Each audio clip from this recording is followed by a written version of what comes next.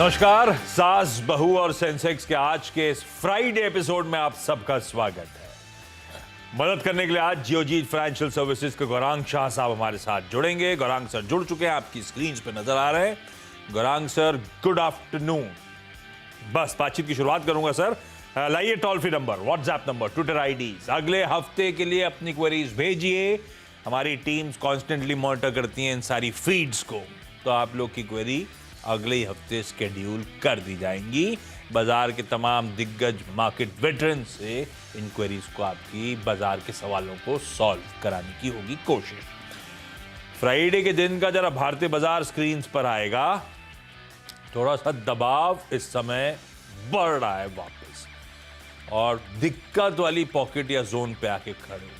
कल क्या हुआ था, इन्हीं लेवल्स के आसपास, लेवल्स इसलिए मेंशन कर रहा हूं क्योंकि 17,455, 17,450 यही लेवल से कल घूमे थे हम लोग। दिन के लोज में से वो इंटरडे जो रिकवरी आई थी, और वो लेवल्स टेक्निकली भी बड़े इंपॉर्टेंट, तो कल के वो लेवल्स ब्रीच होना थोड़ी सी दिक्कत की बात होगी। अभी हम उन लेवल्स के इर्द गिर्द ही हैं। 455 कल का, या 450 पकड़ लीजिए, वो इंपॉर्टेंट स्तर नीचे की तरफ।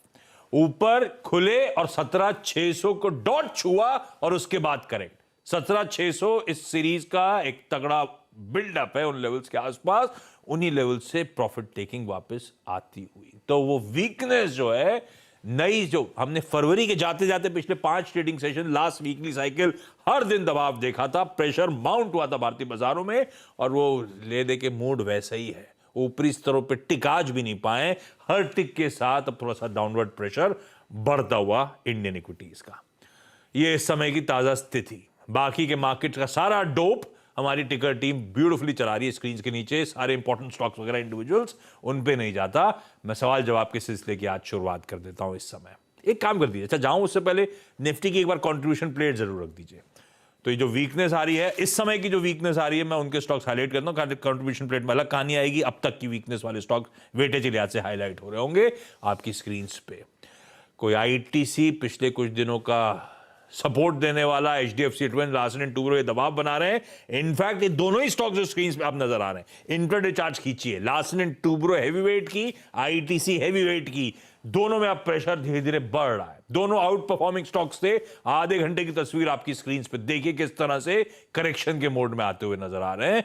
कल सुबह हमने टॉप कॉल के तौर पे एक बार सुबह टॉप कॉल नहीं, मुनाफे की तैयारी में डिस्कस किया था। आईटीसी में कैरिड अवे मत हुई, इन लेवल्स के आसपास साइंस ऑफ डिस्ट्रीब्यूशन नजर आ रहे हैं।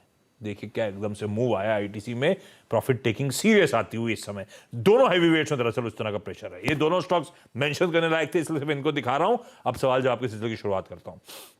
आज फरीदाबाद जाना है, आज पुणे जाना है। हमारे साथ जो जो जुड़ चुका है प्लीज दिखाइएगा स्क्रीन पे। सबसे पहले चलते हैं, दोनों जुड़ चुके हैं। फरीदाबाद से ज्योत्सना आपको आपकी स्क्रीन पे नजर आएंगी। Jyotsna ma'am, hi, good afternoon Jyotsna ma'am. Hello Jyotsna sir, ma'am, good कितना आफ्टरनून। समय हो गया शेयर बाजार में, कैसे आए थे? सर लास्ट अप्रैल से ज्वाइन किया है।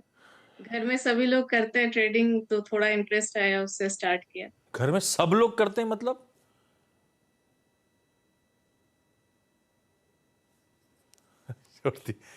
तो सब लोग करते हैं। फाइनली ज्योत्सना को हेलो। इंटरेस्ट आया। 1 साल से कम समय हुआ है। ज्योत्सना, ये पिछला 1 साल कैसा रहा?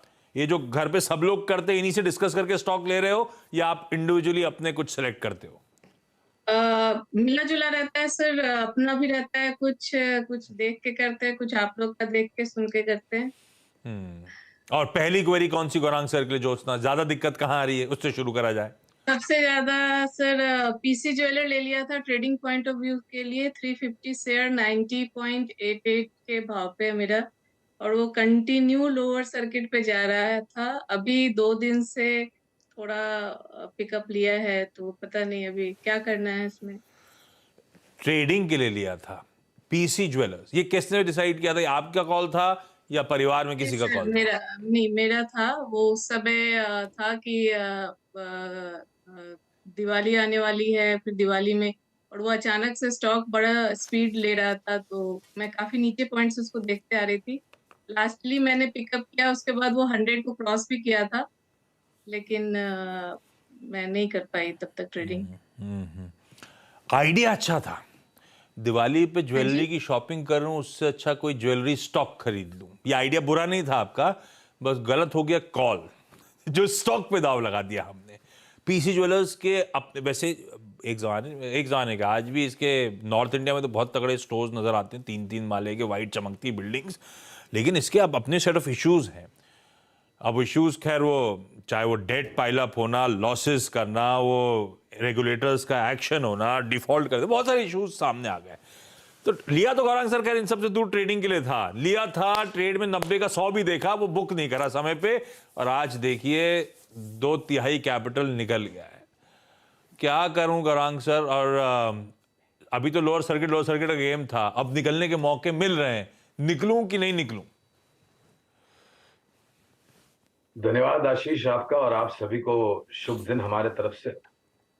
90 में लिया था, 100 रुपए का दाम देखा, मुनाफा नहीं बांधा, और उसकी वजह से आज करीबन 25 रुपए के नीचे के स्तर आप देख रहे हैं, और लगातार नीचे के तरफ की सर्किट।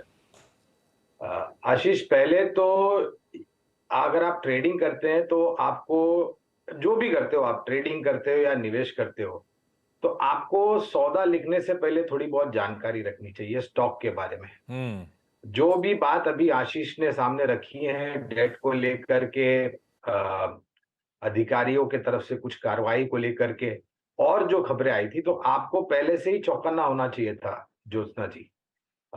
और इस प्रकार के स्टॉक में अगर आप निवेश करते हैं तो 100 रुपया ऊपर आपने बेचा नहीं, लेकिन 65 रुपए का नुकसान आप खड़ा करके अभी भी निवेशित है। समझदारी से काम करना चाहिए यहाँ पर। आपकी विचारधारा और जो सोच थी दिवाली को लेकर के वो सही थी, लेकिन जैसे आशीष ने बताया, स्टॉक की जो पसंदगी की है आपने बहुत गलत की है। अगर आपको इतना ही अच्छा लग रहा था ज्वेलरी सेक्टर, तो आप कल्याण ज्वेलर्स ले लेते या फिर टाइटन कंपनी ले लेते, जो कि बेहतरीन कंपनी है। और वहां पर अगर आप फंस भी जाते तो लंबी अवधि में अगर आप निवेशित रहते तो आपको उसमें मुनाफा बिल्कुल मिलता, टाइटन जैसी कंपनियों में। कवरेज नहीं है इसलिए विशेष रूप में टिप्पणी नहीं करूंगा, लेकिन 100 रुपए का 90 रुपए का स्टॉक 10 रुपया ऊपर देखा, और 65 रुपए का नुकसान आप देख रहे हैं। अनुशासन रखना जरूरी है, आपने ट्रेडिंग के लिए लिया था, तो अगर आप 10 रुपया प्रॉफिट नहीं पाते तो आपको 10 रुपए का स्टॉप लॉस तो रखना चाहिए था ज्योत्सना जी, जिससे आपका जो नुकसान हो रहा है वो कम हो जाता। मेरी राय में अगर आप यहाँ पर भी इस स्तर पे जो भी मौका मिलता है, जब भी सर्किट खुलती है, अगर आप परिवर्तन करना चाहते हैं तो आईडीएफसी फर्स्ट बैंक मेरे ख्याल से 50-55 के आसपास है, ये एक बेहतर स्टॉक है। इसके अलावा अगर इसी क्षेत्र में आपको निवेश करना है तो कल्याण ज्वेलर्स एक बेहतर पसंद होगी, या फिर टाइटन कंपनी। आज निकलने के मौके हैं वैसे गौरांग सर, सर्किट खुला है। सर्किट खुला क्या है, अपर सर्किट पे आके खड़ा हो गया ये स्टॉक। ठीक है, लेकिन ज्यादा कैरिड अवे नहीं होना है, निकलने के मैम मौके ढूंढिएगा। अब आपका कॉल है, सर्किट में निकलना है, एक आध सर्किट वेट करना, हो सकता है सर्किट टू सर्किट चले, स्टॉप लॉस लगाएं या निकल ही जाए। आइडिया बेसिकली वही है। फरीदाबाद में भी तो है ना पीसी ज्वेलर का बढ़िया सा आउटलेट? है सर, लेकिन कोई खास वहाँ हम लोग विजिट किए हुए हैं, ज्यादा कुछ दिखता नहीं उसमें। तो ठीक है, खैर ट्रेडिंग लिया तो मैं सवाल भी नहीं उठा सकता कि आपने फिर क्यों लिया था। ठीक है, चलिए, हो गई गलती, हो गई, अब क्या करें। कैपिटल काफी रोड हो गया मैम, डिसाइड करिए, निकलिए स्टॉक से। लौटता हूं आपके पास, पुणे से गजल हॉर्मुज जी आपको स्क्रीन पे नजर आएंगी। Ghazal, hi, good afternoon ma'am. Hi, good afternoon. Thank you for having me on the show. Thank you for coming on board. गजल मैम, कितने समय हो गया आपको स्टॉक मार्केट्स में? एक्चुअली बहुत टाइम नहीं हुआ है, मैंने जनवरी से ही स्टार्ट किया है। मैंने थोड़ा फंडामेंटल और टेक्निकल स्टडीज किया है, हाँ, and I have to thank you all also. I follow you all every day सुबह से 8 बजे से, एंड आपके साथ मैंने बहुत प्रॉफिटेबल कॉल्स भी लिए हैं, जैसे Gujarat ports, Delta Corp, GAIL, ONGC, Tata chemical. I made good money in that, but I am stuck in 3 stocks right now. मैं एक एक करके, पर Actually, I गजल think 8 बजे से भारतीय- क्यों? गौरांग सर और मैं तो 7 बजे से लगे रहते हैं आपके लिए। 7 बजे बच्चों को स्कूल भेजना होता है। अरे यार, ठीक है, So, ये बात sorry ये भी about ज्यादा that, इंपॉर्टेंट है। गजल, पहली क्वेरी कौन सी, पहला सवाल? So I am stuck at Tata Steel with 100 shares, और मैंने 117.83 पे बाय किया था, and second is Kotak and third is Bharti Airtel. पहले एक काम करता हूँ, टाटा तो- स्टील। टाटा स्टील क्यों लिया था? लॉन्ग टर्म वाला पिक था या ट्रेडिंग वाला था? एक पोर्टफोलियो भी बिल्डिंग करना है और एक पोजिशनल ट्रेडिंग भी, दोनों करती हूँ मैं। नहीं, तो ये टाटा स्टील किस लॉजिक से लिया था? अच्छा, पोर्टफोलियो बिल्डिंग के लिए लिया था। गौरांग सर, टाटा ये स्टील बहुत- 117 लॉन्ग टर्म के लिए लिया हुआ, 110 पे खड़ा हुआ है। टाटा स्टील लॉन्ग टर्म के लिए 117 के लेवल्स पे जो बाइंग हुई है कैसा खड़ा है? धातु शिल्प में चीजों को लेकर के कुछ आंकड़ों में निराशा थी, क्योंकि चाइना का एक नकारात्मक सा असर भी था पूरे मेटल सेक्टर के ऊपर। लेकिन अब चाइना अनलॉकिंग हो रही है, हमारे यहाँ पर सरकार खर्चा कर रही है निर्माण कार्य को लेकर के, निजी क्षेत्र की कंपनियां केपेक्स कर रही है, रियल एस्टेट सेक्टर का सुधार हो रहा है, फ्लैट और लॉन्ग प्रोडक्ट्स के दाम आगे जाकर के बढ़ने की उम्मीद है। और सबसे बड़ी बात यह है आशीष के जो लागत खर्च को लेकर के इनके मुनाफे के मार्जिन में दबाव थे वो धीरे धीरे करके अब दूर हो रहे हैं। तो ये पूरा समीकरण करता हूं तो गजल जी को मैं पहले तो राय दूंगा कि आप 100 शेयर जो आपके पास टाटा स्टील के 117 के आसपास उसमें बने रहे, और अगर आप निवेश लायक पूंजी है आपके पास और जोड़ना चाहते हैं तो मैं इस स्तर पे निवेश और जोड़ने की राय नहीं दूंगा आपको। लेकिन अगर ये 105 और 100 के आसपास आता है गिरावट में, क्योंकि माहौल भी बाजार में थोड़ा बहुत चिंताजनक है, तो अगर गिरावट आती है बाजार में और ये आपको 105 या फिर 100 के आसपास खरीदने का और मौका मिलता है गजल जी, तो आप एवरेज बिल्कुल कीजिएगा, लंबी अवधि के लिए बने रहे। होल्ड करना है। गजल, अगला कौन सा स्टॉक था जो आप मेंशन कर रहे थे? सेकंड कौन सा? Kotak 100 shares. At what price? तो ये हाँ 1776। ठीक है। ये भी लॉन्ग टर्म था गजल या ये ट्रेडिंग वाला मामला था? ये भी लॉन्ग टर्म ही था। गौरांग सर क्या करें भाई, ये कोटक जो है ना थोड़ा सा रैंक अंडर परफॉर्मर ऑफ, पर ये कहना भी गलत होगा। कोटक ने पिछले कुछ सालों में अच्छी रीरेटिंग भी दिखाई थी जब इसके पीयर सेट उस तरह से नहीं परफॉर्म कर रहे थे, तो थोड़ा सा कंसोलिडेशन में चला गया है। यही बैंड है 2000 ऊपर 1700 नीचे, इसी के आसपास घूम रहा है। लॉन्ग टर्म के लिए कोटक गौरांग सर 70 रुपए मेरी खरीद से नीचे रखे रहूं? देखिए आशीष, बाजार में उतार चढ़ाव आते हैं, लेकिन उसके कारण आपकी जो सोच और विचारधारा लंबी अवधि की है, और अगर आपने अच्छे और बेहतरीन स्टॉक में निवेश किया है तो आपको उस विचारधारा में कोई परिवर्तन करने की जरूरत नहीं है। बाजार के दो पहलू होते हैं उतार चढ़ाव के, और मैं हमेशा राय देता हूं आशीष के गिरते हुए बाजार में आपको मौके ढूंढने चाहिए एक बहुत ही सक्षम और मजबूत पोर्टफोलियो बनाने के लिए, अच्छी और मजबूत कंपनियों में निवेश करके। कोटक निजी क्षेत्र की एक बेहतरीन कंपनी, आपसे बिल्कुल सहमत हूं आशीष के, एक बहुत ही दायरे में कामकाज कर रहा है। और एक दूसरी चिंता इस स्टॉक को सता रही है वो है सक्सेशन प्लान। तो उसको लेकर के भी मेरे ख्याल से थोड़ी बहुत बाजार में चिंताएं हैं, लेकिन बाजार में मेरे ख्याल से ट्रांजिशन होता रहेगा। हर एक कंपनी के जो आला अधिकारी उच्च अधिकारी है उनका एक समय आएगा, रिटायर होंगे, दूसरे व्यक्ति का चुनाव होगा और वो सक्षम रूप से बैंक्स को चलाएंगे या फिर कंपनीज को चलाएंगे, इसमें कोई दो राय नहीं है। तो 60-70 रुपया नीचे है तो आपको चिंतित होने की जरूरत नहीं है। हमारी खरीदारी की राय है और लक्ष्य के रूप में 2250 से लेकर के 2300 के लक्ष्य। बेहतरीन पेडिग्री है, कंसोलिडेट कर रहा है। उदय कोटक साहब ने बहुत ब्यूटीफुली स्टीयर करा इस बैंक को। अब सक्सेशन है, उदय कोटक साहब को स्टेप डाउन करना है तो थोड़ा सा उसके पैंग्स इस समय स्क्रीन पे। लेकिन गजल आप तो खुद ही कह रहे हो, आप फंडामेंटल्स वगैरह खुद स्टडी कर रहे हो, तो आई एम श्योर आपका कन्विक्शन होगा। गौरांग सर भी कह रहे हैं रखिए और अच्छे खासे एग्रेसिव टारगेट्स है, थोड़ा सा पेशेंस रखने की जरूरत इस स्टॉक में। ज्योत्सना मैम हाथ उठा रही थी, मैं आने वाला था आपके पास। ज्योत्सना मैम अगली क्वेरी कौन सी? सर भारत डायनेमिक्स है 140 share at the rate of 922।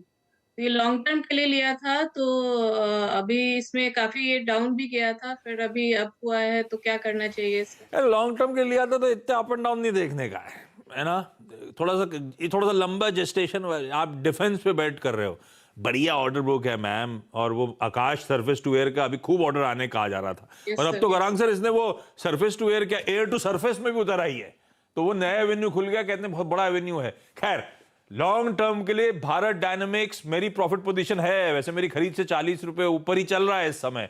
रखना है क्या ज्योत्सना मैम को लंबी अवधि के लिए, और इस वोलेटिलिटी से घबराना तो नहीं है ना? निश्चिंत होकर के रखना है आशीष, और सुरक्षा क्षेत्र से जुड़ा हुआ एक बेहतरीन स्टॉक एरो 23 में जो बैंगलोर में अभी हाल ही में एयर शो हुआ था, वहां पर काफी सारी डिफेंस से जुड़ी हुई कंपनियों को अच्छे अच्छे ऑर्डर मिले हैं। हिंदुस्तान एरोनॉटिक्स हो गया, भारत डायनामिक्स हुआ, अभी 1 या 2 दिन पहले बीईएल को मजबूत ऑर्डर मिला है डीआरडीओ की तरफ से। तो ज्योत्सना जी, ये उतार चढ़ाव से आपको घबराना नहीं है। जैसे मैं अभी जिक्र कर रहा था, गजल जी को मैं बोल रहा था कि आपने अच्छे शेयर में निवेश किया है, बाजार के पहलू होते हैं, और मैं स्पष्ट रूप से यहाँ पर सभी दर्शकों को और निवेशकों को बताना चाहूंगा कि शेयर बाजार सभी जोखिमों के अधीन है। अगर आपके पास जोखिम झेलने की क्षमता है तो आपका स्वागत है शेयर बाजार में। तो बिल्कुल निश्चिंत रहे, अगर गिरावट आती है तो मैं तो आपको ये कहूंगा कि आप यहाँ पर और जोड़ने की ताकत और क्षमता रखें। बढ़िया है। पीसी ज्वेलर पहला मेंशन करा था, उसका आपने बढ़िया फंड वाली कंपनी उठाई है। घबराइएगा नहीं, इस वोलेटिलिटी से रखिए लॉन्ग टर्म के लिए। अच्छी स्टॉक है, अच्छा पिक लिया है आपने। अगला स्टॉक ज्योत्सना मैम आपका। सर पीएसयूज हैं काफी सारे, तो उसमें एक आईआरएफसी है 500 शेयर एंड सेंट्रल बैंक है 500 शेयर। पहले इसके आईआरएफसी बारे में 500 पूछना शेयर था 33 पे PSU लिया का। हुआ। ये आईआरएफसी क्यों लिया था? ट्रेडिंग वाला था जब बहुत तेजी आ रही थी, या कोई और रीजन था? नहीं, आईआरएफसी ट्रेडिंग व्यू से लिया था, लेकिन इस पे काफी सारे मतलब अभी बजट में भी काफी रेलवेज के ऊपर आई हैं चीजें बजट में भी, तो ये सोच के लिया था कि ये ऊपर जाएगा। अभी काफी सारे इसमें आने वाले कंस्ट्रक्शन वगैरह होने वाले हैं और चीजें होने वाली हैं, नहीं तो तो ये लिया सोच के ही लिया ट्रेडिंग था के लिए था 500 जब शेयर। बहुत तेजी आ रही थी। अब फंस गए तो आप फंडामेंटल चटोल रहे हो, ऐसा मानूं क्या? नहीं नहीं नहीं सर, वो सोच के ही लिया था क्योंकि काफी सारा अनाउंसमेंट था ठीक है, ठीक है। और बाकी सही है, रेलवेज के रेलवे लिए। के लिए बजट बहुत ही अच्छा था, इसमें कोई शक नहीं है। आज तक का रिकॉर्ड आउटले अनाउंस हुआ है बजट में, मेरे ख्याल से 2,40,000 करोड़ था शायद। आज तक इतना बड़ा क्वांटम कभी रेलवे के लिए अनाउंस नहीं हुआ। सरप्राइज था इस बार का बजट में वो। गौरांग सर, आईआरएफसी भूला बिछड़ा था, जब कोई नहीं पूछता था। मेरे ख्याल से वो 17, 18, 19 एकदम से री रेट हुआ। हम में से कई लोग ऊपर के लेवल्स पे फंसे हुए हैं, और ये अब एकदम से करेक्शन अब बढ़ते ही चले जा रहा है। हर दिन दबाव बढ़ रहा है। क्या करना है भाई? ये केवल आईआरएफसी स्टॉक नहीं है नीचे जा रहा है आशीष, पूरा बाजार मेरे ख्याल से ये बात भी सही एक है। असमंजस परिस्थिति में है। और ऐसे बाजार में सभी तरह के क्षेत्र के स्टॉक्स और शेयर नीचे जाते हैं, इसमें आपको आश्चर्य नहीं रखना चाहिए। ये बात सही है, बजट में सबसे ज्यादा और बेहतरीन अलोकेशन भारतीय रेल को किया गया है। और वित्त मंत्री जी ने रेलवेज को लेकर के 400 वंदे भारत ट्रेन कुल मिलाकर के चलाने की बात की है। ये कंपनी ज्योत्सना जी, आईआरएफसी का मतलब होता है इंडियन रेलवे फाइनेंस कॉर्पोरेशन, यानी कि भारतीय रेल जो भी प्रोजेक्ट्स बना करेगी आगे जा करके, उसको जो वित्तीय सहायता या फिर फाइनेंस की जरूरत पड़ेगी, ये मुहैया कराती। तो जाहिर है प्रोजेक्ट्स एग्जीक्यूशन को लेकर के समय लगता है, और इसमें आपको काफी लंबा नजरिया रखना पड़ेगा। अगर आप चिंतित हैं आपके निवेश को लेकर के, और अगर आप परिवर्तन के रूप में कोई और विकल्प हमसे पूछना चाहते हैं, तो हमने अभी कुछ आपको परिवर्तन का विकल्प दिया था पीसी ज्वेलर में। उसी लिहाज से अगर मैं कोई और आपको अलग क्षेत्र में कोई स्टॉक सुझाव करना चाहूं, तो ऑटो क्षेत्र से अशोक व्हीकल्स बनाती है। बेहतरीन कंपनी, काफी अच्छे नतीजे आए थे, और सबसे बेहतरीन महीने दर महीने बिक्री जो थे कमर्शियल व्हीकल्स में वो अशोक लेलैंड के थे। तो मेरी राय में आपको अगर चिंतित है तो अशोक लेलैंड में आप परिवर्तन करें, अगर आप परिवर्तन करना चाहते हैं। करना चाहते हो तो क्विकली गजल, लास्ट सवाल। भारतीय एयरटेल आपने मेंशन करा था। तो मैंने 777 पे लिए थे, और फिलहाल लास्ट जब मैंने चेक किया it is at 761। Long term के लिए लिया था should I hold it या or ट्रेडिंग sell? वाला मामला था गजल?